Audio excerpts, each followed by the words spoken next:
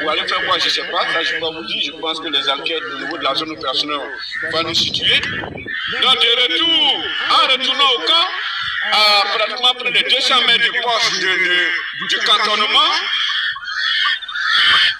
Bon, personne n'a vu ce qui s'est réellement passé, mais c'est la sentinelle du cantonnement qui voit un véhicule, je veux dire les phares allumés, à une distance à peu près 200 mètres de lui.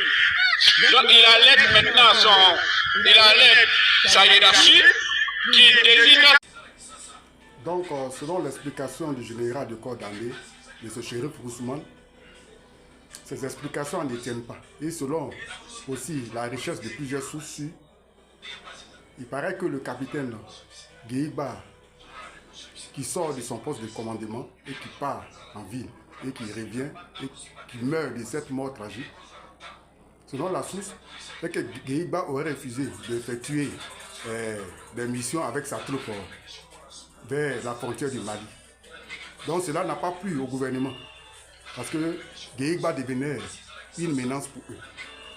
Bon, on a vu aussi, selon le cas de Ouattao, lorsque Ouattao, à un moment donné, il y avait grogne dans l'armée ivoirienne à Boaké, le ministre et le général du corps d'armée, ils ont effectué une mission à Boaké. Donc ils n'ont pas pu maîtriser les militaires qui revendiquaient pour leurs droits. Donc la personne qui a pu calmer cette troupe fut Ouattao.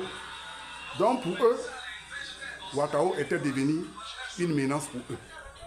Donc il fallait coûte à coûte l'éliminer. Parce que dans l'armée, lorsque tu deviens influent et lorsque tu es beaucoup écouté par les éléments, tu es une menace.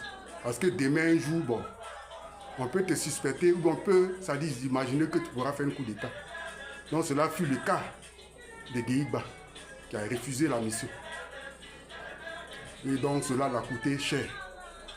Donc c'est ainsi va l'armée ivoirienne. Lorsque tu refuses une mission, tu deviens vraiment menaçant. Et tu deviens vraiment, et tu fais peur.